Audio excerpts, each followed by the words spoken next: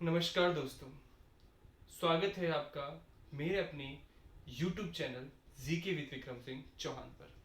कैसे हैं आप सभी? आशा है कि आप सभी अच्छे होंगे और भारतीय इतिहास की सीरीज को आप एंजॉय कर रहे होंगे और मन लगा करके आप अध्ययन कर रहे होंगे। आधुनिक भारत का इतिहास, जी हाँ, मॉडर्न इंडियन हिस्ट्री।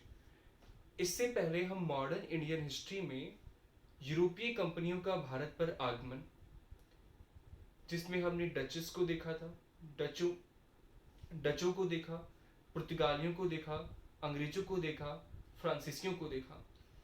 इस चार यूरोपीय कंपनियों में अंतिम रूप से जिस कंपनी को सफलता मिलती है उसका नाम था अंग्रेज। और अंग्रेजों ने, पीछे की क्लास में हम देख करके आए थे कि कर्नाटक युद्ध हुए तीन अंग्रेजों और फ्रांसीसियों के मध्य, और इन कर्नाटक युद्धों में अंग्रेजों ने फ्रांसीसियों को पराजित कर दिया। और अब ये तय हो चुका था कि भारत पर व्यापारिक एकाधिकार किस कंपनी का होगा, तो वो अंग्रेज या ईस्ट इंडिया कंपनी थी, जिसका भारत में अब व्यापारिक एकाधिकार हो चुका था। इसके बाद अंग्रेज अब चाहेंगे कि भारत में राजनीतिक विस्तार किया जाए। इसी के चलते हमने इसी आधुनिक भारत में हमने दो आक्रमणकारियों को देखा, जिसमें हमने नादिर शाह का आक्रमण और मोहम्मद शाह का आक्रमण देखा। आज इस सीरीज को हम कंटिन्यू कर रहे हैं और हम पढ़ेंगे क्षेत्रीय राज्य में बंगाल और बंगाल के नवाब। जी हाँ, आज हम क्षेत्रीय राज्यों में पढ़ने वाले हैं बंगाल और बंगाल के नवाब। भारत में अंग्रेजों का प्रशासन जिस प्रांत से शुरू हुआ था वह प्रांत बंगाल ही था। जी हाँ, बंगाल की चाबी से ही या बंगाल का ताला खोल कर के ही अंग्रेज संपूर्ण या पूरे भारत पर अधिकार कर लेते हैं, यहीं से वो एंटर होते हैं। तो बंगाल के बारे में हम थोड़ी सी चर्चा करते हैं। बंगाल के प्राचीन काल और मध्य काल दोनों में ही बंगाल की स्थिति बहुत इंपॉर्टेंट थी।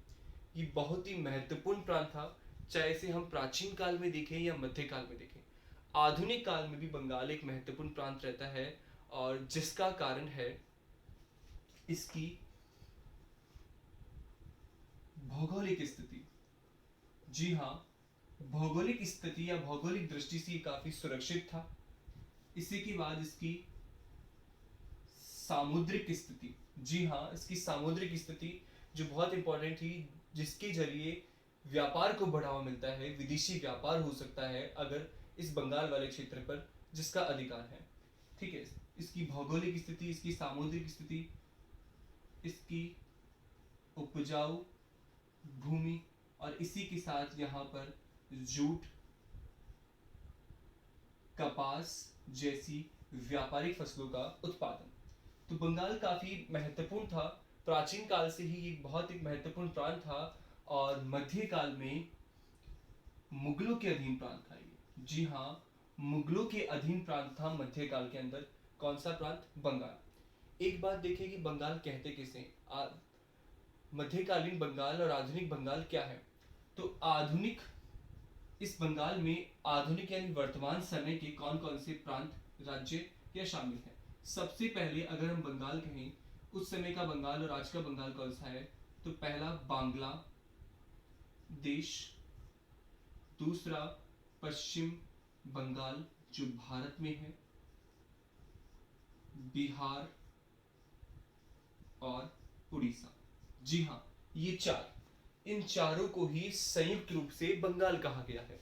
बांग्लादेश, पश्चिम बंगाल, बिहार और उड़ीसा, इन चारों को, क्या अगर अपन बांग्लादेश और पश्चिम बंगाल को कंबाइन कर देते हैं तो बंगाल, बिहार, उड़ीसा, इन तीनों को ही संयुक्त रूप से बंगाल कहा गया था।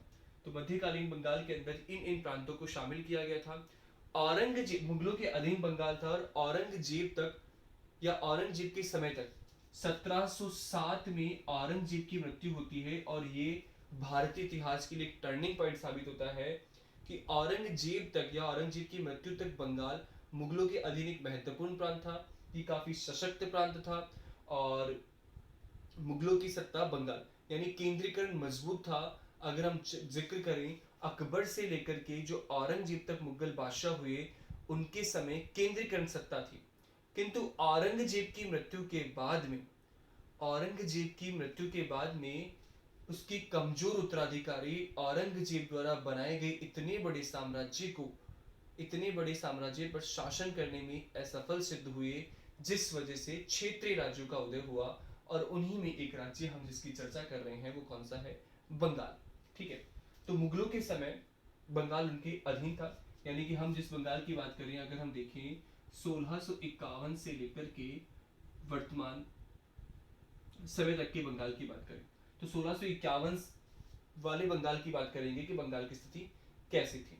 ठीक है, तो मुगलों की सत्ता थी। 1707 में महत्वपूर्ण मुगल शासक औरंगजेब की मृत्यु हो गई। ठीक है, औरंगजेब की क्या हो जाती है? मृत्यु। औरंगजेब के समय यहां का जो दीवान था उसका नाम था मुर्शीद कुली खां। जी हाँ, औरंगजेब के समय यहाँ के दीवान जिनका नाम मुर्शीद कुली खां था, यानी कि मुर्शीद कुली खां बंगाल में दीवान के पद पर कार्य करती थी। हम अकबर के समय ही पढ़ चुके हैं, या अकबर के समय हम देखते हैं कि अकबर ने जब अपने साम्राज्य को सूबों में विभाजित किया था, यानी प्रांतों में विभाजित किया था, तो वहां पर एक अधिकारी को नियुक्त नहीं किया था, वहां पर दो अधिकारियों के हाथ में सत्ता दी थी। एक सूबेदार था और एक दीवान था, और दोनों ही अपने कार्यों के लिए क्या थे? स्वतंत्र थे। ठीक है, यानी किसी का किसी पर अधिकार नहीं था। तो औरंगजेब के समय यहाँ का दीवान जो था उसका नाम मुर्शीद कुली खां था, और यहाँ का जो सूबेदार था उसका नाम था अजीमुत शाह, जो औरंगजेब के पौत्र थे। अजीमुत शाह औरंगजेब के समय यहाँ सूबेदार थे और दीवान के पद पर मुर्शीद कुली खां था। औरंगजेब की मृत्यु के बाद में 1707 में बहादुर शाह शासक बनता है, या बहादुर शाह मुअज्जम जो है बहादुर शाह के नाम से शासक बनता है। अभी हम सीधे बंगाल में आते हैं, या बंगाल की स्थिति को अगर हम लेकर के आते हैं, तो 1717 में मुगल बादशाह फर्रुखियर, ठीक है, इस समय मुगल बादशाह फर्रुखियर है। पीछे हम उत्तर मुगल शासकों के बारे में जिक्र कर चुके हैं। 1717 में यहाँ मुगल बादशाह फर्रुखियर थे, और फर्रुखियर ने बंगाल का सूबेदार बनाया मुर्शीद कुली खां को। ठीक है, अजीमुत शाह के बाद में फर्रुखियर ने 1717 में बंगाल का सूबेदार मुर्शीद कुली खां को बनाया, और मुर्शीद कुली खां अंतिम सूबेदार थे जो किसी मुगल बादशाह के द्वारा बनाए गए थे। मुर्शीद कुली खां एक इंपॉर्टेंट है, मुर्शीद कुली खां अंतिम सूबेदार थे जो किसी मुगल बादशाह के द्वारा बनाए गए। इसके बाद किसी भी बंगाल के सूबेदार को नियुक्त करने में मुगल शासकों का कोई योगदान नहीं रहता है। तो मुर्शीद कुली खां बंगाल के नवाब बनते हैं, बंगाल के सूबेदार बनते हैं 1717 में, और 1719 में मुर्शीद कुली खां ने बिहार की सूबेदारी भी प्राप्त कर ली। 1719 में मुर्शीद कुली खां ने बिहार की सूबेदारी प्राप्त कर ली। इस तरह से मुर्शीद कुली खां काफी कॉन्फिडेंस होकर के और कमजोर मुगल उत्तराधिकारियों का लाभ उठा करके मुर्शीद कुली खां ने स्वयं को बंगाल का स्वतंत्र शासक, या मैं कहूं स्वतंत्र नवाब घोषित कर दिया, या स्वतंत्र शासक घोषित कर दिया मुर्शीद कुली खां ने। ठीक है, आगे चलकर मुर्शीद कुली खां ने अपने आप को स्वतंत्र शासक घोषित कर दिया बंगाल का। स्वतंत्र राज्य और स्वतंत्र शासक घोषित करने के बाद में भी मुर्शीद कुली खां ने लगातार मुगल बादशाहों को नजराना, या मैं कहूं राजस्व भेजना जारी रखा। जी हाँ, राजस्व भेजना। जो टैक्स बंगाल से पहले मुगल बादशाह को जा रहा था, वही टैक्स स्वतंत्र राज्य होने के बाद में भी मुर्शीद कुली खां ने भेजना जारी रखा, ताकि मुगलों से कोई आपसी संघर्ष ना हो। ठीक है, यहाँ तक की बात समझ में आई। बंगाल और बंगाल के नवाब का हमारा चैप्टर है। बंगाल प्राचीन काल से ही भौगोलिक, सामुद्रिक, उपजाऊ भूमि से काफी समृद्ध था। यहाँ जूट और कपास जैसी व्यापारिक महत्वपूर्ण फसलें हो रही थी। वर्तमान बंगाल के अंदर बांग्लादेश, पश्चिम बंगाल, बिहार, उड़ीसा, या मैं कहूँ बंगाल, बिहार, उड़ीसा, 3 प्रांतों को शामिल किया गया था। ठीक है। औरंगजेब के समय यहाँ का दीवान मुर्शिद कुली खां था, सूबेदार अजीम उस शाह था। 1717 में फर्रुखशियर मुगल बादशाह बनता है और इसके समय मुर्शिद कुली खां अंतिम सूबेदार होते हैं जो किसी मुगल शासक के द्वारा नियुक्त किए जाते हैं। ठीक है। तो बंगाल स्वतंत्र राज्य के रूप में सामने आता है मुर्शिद कुली खां के समय, और मुर्शिद कुली खां ने स्वतंत्र राज्य होने के बाद भी मुगल बादशाहों को नजराना या राजस्व भेजना जारी रखा। ठीक है। अब एक महत्वपूर्ण, जब फर्रुखशियर मुगल बादशाह था, तो इसके समय एक अंग्रेज दूत मंडल 1717 में, अंग्रेजों का दूत मंडल 1717 में फर्रुखशियर से मिलता है, और इस दूत मंडल में एक व्यक्ति है जो डॉक्टर था, हैमिल्टन। पीछे चर्चा हो चुकी है, एक डॉक्टर था हैमिल्टन, उसने फर्रुखशियर की फोड़े का इलाज कर दिया, जिससे फर्रुखशियर खुश होता है और अंग्रेजों को शाही फरमान जारी करता है। इंपॉर्टेंट है, शाही फरमान। तो शाही फरमान किसके द्वारा जारी किया गया? फर्रुखशियर के द्वारा। कब जारी किया गया? 1717 में। किसके लिए जारी किया गया? अंग्रेजों के लिए। शाही फरमान में क्या विशेष था? अब वो उसकी बीमारी का इलाज कर दिया, इसलिए फर्रुखशियर खुश हुआ और अंग्रेजों के लिए कुछ रियायत दी। उसने अंग्रेजों से 3000 रुपए वार्षिक कर लेकर 3000 रुपए वार्षिक कर लेकर बंगाल में व्यापार की छूट दे दी। टैक्स रहित व्यापार की छूट दे दी कि आप बंगाल में जो व्यापार करोगे उस पर टैक्स नहीं लगेगा। इसी के साथ ही इस शाही 3000 रुपए की वार्षिक कर के साथ ही 3000 रुपए की वार्षिक कर के साथ ही फर्रुखशियर ने 10,000 रुपए का वार्षिक कर लेकर 10,000 रुपए का होगा। इसी के साथ ही 10,000 रुपए वार्षिक कर लेकर के उन्हें सूरत में भी व्यापार की छूट दे दी गई। ठीक है। अब ये सब क्या हुआ? जॉन शर्मन की अध्यक्षता में एक अंग्रेज दूत मंडल फर्रुखशियर से मिला, उनको कुछ व्यापारिक छूट या व्यापारिक सुविधाएं चाहिए थी, जिसको लेकर के मिलते हैं। और उसी जॉन शर्मन के साथ में हैमिल्टन भी था, जिसने फर्रुखशियर के फोड़े का इलाज कर दिया, जिससे फर्रुखशियर इंप्रेस हो गया और उसने कुछ रियायतें अंग्रेजों को दे दी। ठीक है। इसी शाही फरमान का अंग्रेजों ने दुरुपयोग किया, जिसे हम दस्तक कह सकते हैं। ठीक है। इस दस्तक पत्र का अंग्रेजों ने दुरुपयोग किया, जिसके बंगाल के नवाबों ने चाहकर के भी विरोध नहीं कर पाए। ठीक है। इस दस्तक का वो दुरुपयोग कर रहे थे। अब दुरुपयोग कैसे? ये छूट सिर्फ अंग्रेजों को दी गई थी, बंगाल और सूरत में दी गई थी, लेकिन अंग्रेजों ने इस छूट का दुरुपयोग किया कि कंपनी को छूट देने के साथ साथ अंग्रेजों ने स्वयं के व्यापार में भी छूट प्राप्त की। पहला पॉइंट। दूसरा पॉइंट ये कि अगर कोई भारतीय व्यापारी है तो उनको भी अंग्रेज ये दस्तक दे दिया करते थे, और उसके बदले में उनसे कुछ पैसे ले लिया करते थे, कि उस दस्तक को दिखा करके भारतीय व्यापार भी व्यापार करने लग गए, जिससे कि राजस्व में कमी हुई। तो बंगाल के नवाब इस चीज को जानते हुए भी इस दस्तक की दुरुपयोग का विरोध नहीं कर सके अंग्रेजों को। ठीक है। इसकी क्या रीजन है हम देखते हैं। तो अब हम जो बात करेंगे आगे नेक्स्ट, वो करेंगे हम बंगाल के नवाबों की। तो पहले तो मैं आपको बंगाल के नवाब सिर्फ एक नजर में दिखा दूं कि कौन कौन बंगाल के नवाब होंगे। ठीक है। जो पहला नवाब होगा, जो 1717 में जिसकी हम चर्चा हमने की, तो उनका नाम मुर्शिद कुली खां। ठीक है। मुर्शिद कुली खां जो 1717 से लेकर के 1726, मुर्शिद कुली खां के बाद बनेंगे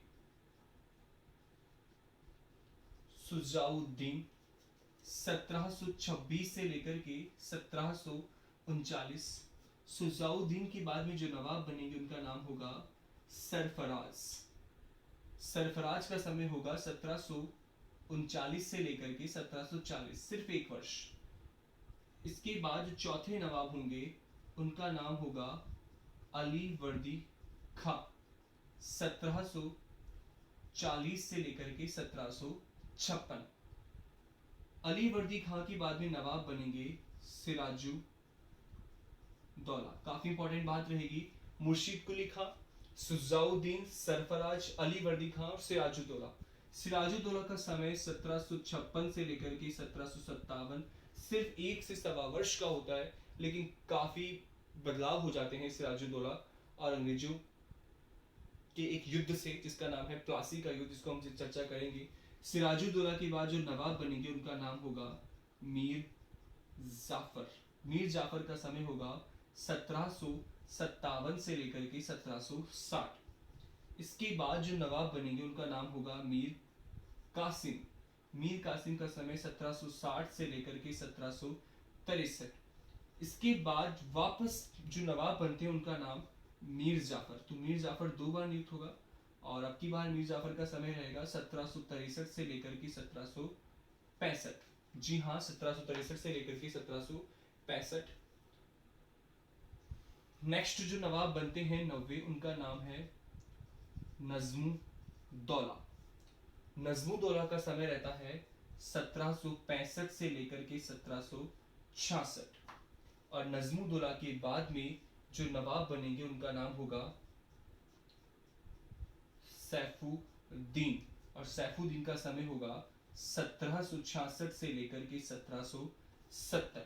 जी हाँ, और अंतिम जो नवाब होंगे उनका नाम होगा मुबारकुद्दौला। और मुबारकुद्दौला का समय होगा 1770 से लेकर के 1775। तो इस तरह से बंगाल के 11 नवाब बनेंगे। इस तरह से बंगाल के 11 नवाब होंगे। मैं एक बार वापस रिपीट करता हूँ और इन्हीं नवाबों में से हम कुछ नवाबों की चर्चा आज करने वाले हैं। पहले नवाब मुर्शिद कुली खां 1717 से 1726 तक।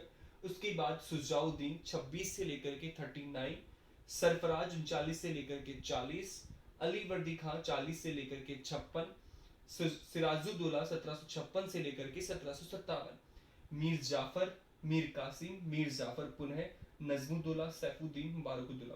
तो पहली बात तो यही, पहला नवाब कौन? मुर्शिद कुली खां। अंतिम नवाब कौन? मुबारकुद्दौला। 2 बार नवाब कौन बना? मीर जाफर को 2 बार नवाब बनाया। पहला समय 1757 से लेकर 60 और दूसरा समय 1763 से लेकर के 1765। तो हम इन्हीं की बात करेंगे। तो मुर्शिद कुली खां के बारे में हमने थोड़ा बहुत जाना कि औरंगजेब के समय ये दीवान था, फर्रुखशेर के समय ये नवाब बना, स्वतंत्र राज्य की स्थापना इसने की बंगाल में स्वतंत्र राज्य की स्थापना 1717 में इसने की।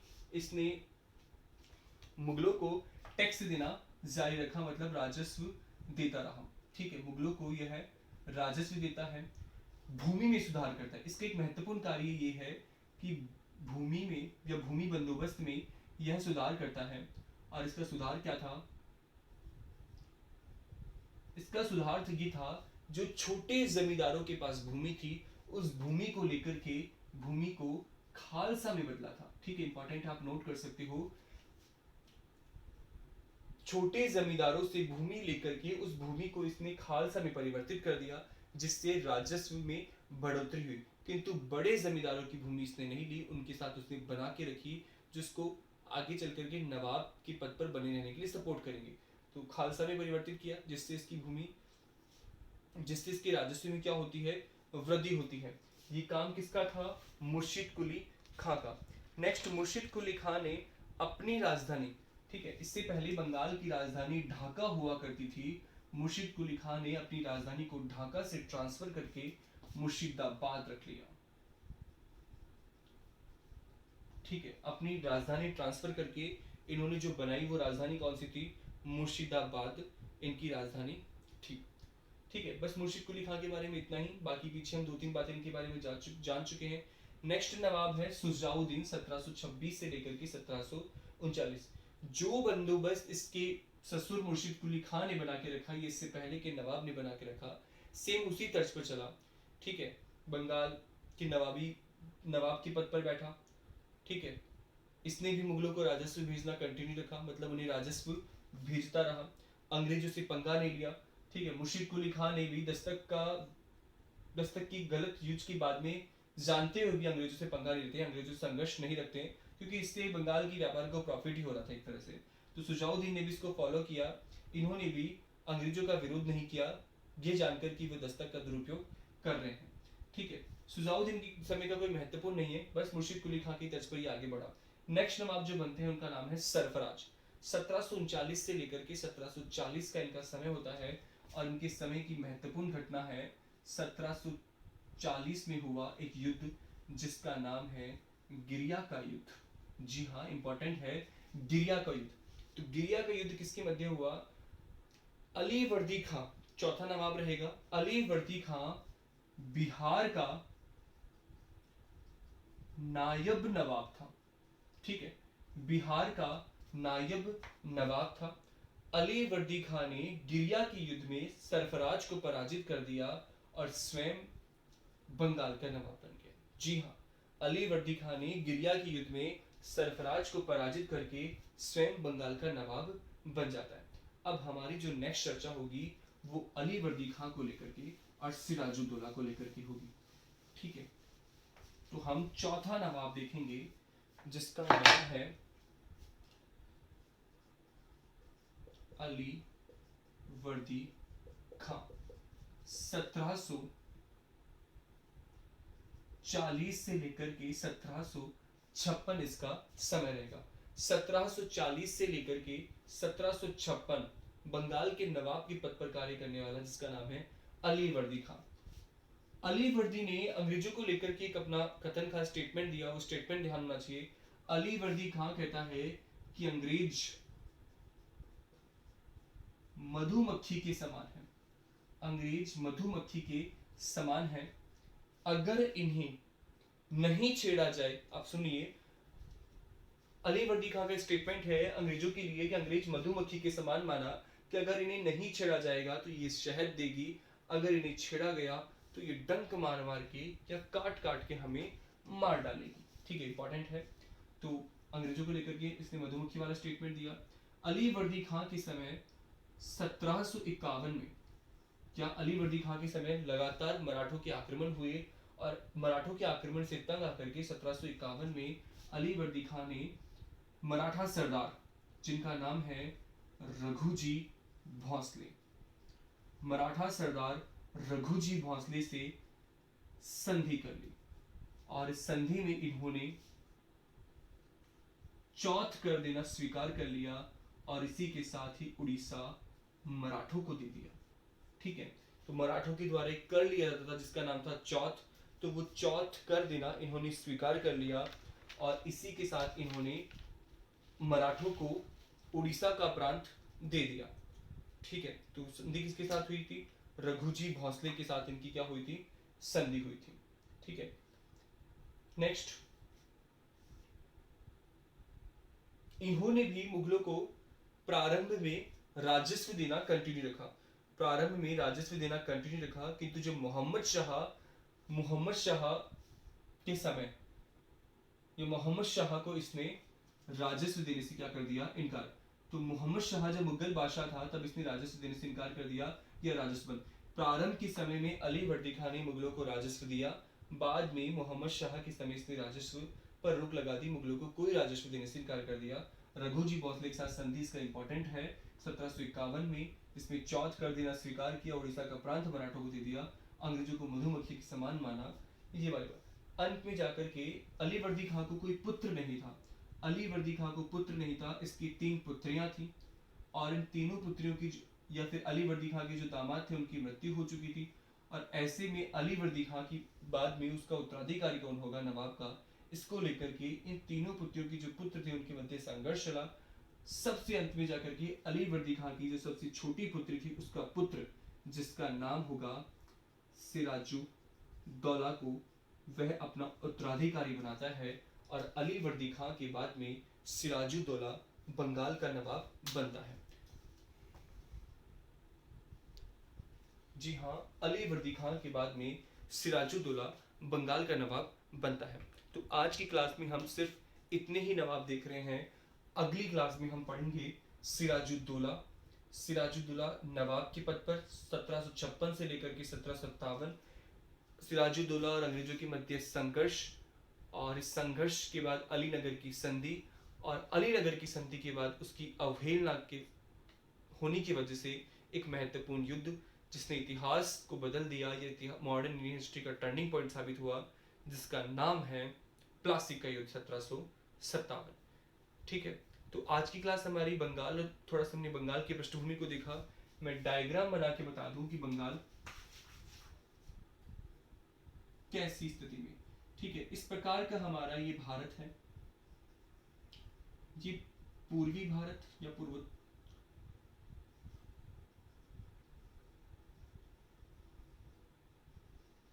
ठीक है, ये वाला हिस्सा जिसे हम वर्तमान में बांग्लादेश कहते हैं, ये वाला हिस्सा जिसे हम वर्तमान में वेस्ट बंगाल कहते हैं, ये वाला हिस्सा जिसे बिहार कहा जाता है, और ये हिस्सा जिसे उड़ीसा कहा जाता है, इसी प्रांत को या इसी संपूर्ण भूभाग को हमने क्या कहा है, बंगाल कहा है। यही बंगाल रहेगा, और इसी बंगाल में अंग्रेजों ने एंट्री की थी, और इसी बंगाल से अंग्रेजों की जो भी व्यापारिक गतिविधि शुरू होगी, यहीं से अंग्रेजों की राजनीतिक गतिविधि शुरू होगी, और धीरे धीरे उस बंगाल से वो अंग्रेज संपूर्ण भारत पर अधिकार कर लेंगे। और जब सब विकास यहाँ से हुआ तो उनका एजुकेशन सिस्टम भी सबसे पहले बंगाल में ही डेवलप हुआ, और एजुकेशन सिस्टम जब बंगाल में डेवलप हुआ तो यहाँ लोग स्टडी करना शुरू किया, और यहाँ तक कि कुछ बड़े और विद्वान लोग बंगाल से बाहर भी स्टडी करने गए, और जब उन्होंने आगे चल कर की स्वतंत्रता को देखा कि बाहर किस तरह से स्वतंत्र है और हमारा जीवन किस प्रकार से बीत रहा है अंग्रेजों की गुलामी में, तो वापस वो बंगाल आते हैं और बंगाल या भारत में आकर के अंग्रेजों के विरुद्ध एक बड़ा आंदोलन चलाते हैं जिसका नाम है राष्ट्रीय आंदोलन। शुरुआत स्वदेशी आंदोलन से होगी, राष्ट्रीय आंदोलन से होगी। जब राष्ट्रीय आंदोलन बहुत ज्यादा बढ़ जाएगा तो लॉर्ड कर्जन के समय 1905 में बंगाल का विभाजन भी कर दिया जाएगा, ताकि इस राष्ट्रीय जो आंदोलन जो बढ़ रहा है उसे रोका जा सके, उसे अवरुद्ध किया जा सके। किंतु उनको उसको सफलता नहीं मिलती, और 1911 में जब जॉर्ज पंचम के द्वारा जब इंडिया में आते हैं, भारत में आते हैं, तो 1911 में उनके द्वारा दो घोषणाएं की गई। एक तो बंगाल विभाजन को रद्द कर दिया गया, और जब उन्हें कुछ सूझ नहीं रहा था तो बंगाल विभाजन को रद्द, क्योंकि अंग्रेजों का जो महत्वपूर्ण केंद्र रहेगा वो कलकत्ता रहेगा। हम चर्चा करेंगे, कलकत्ता की चर्चा कर चुके हैं, कलकत्ता नगर की स्थापना कब हुई, ठीक है, सुल्तानाती, कालागति, गोविंदपुर, 3 गांव लेकर के कलकत्ता नगर की स्थापना की। यहाँ पे फोर्ट विलियम बनवाया था, ठीक है, और भी आगे चर्चा करेंगे। तो कलकत्ता अंग्रेजों का महत्वपूर्ण केंद्र है, ठीक है।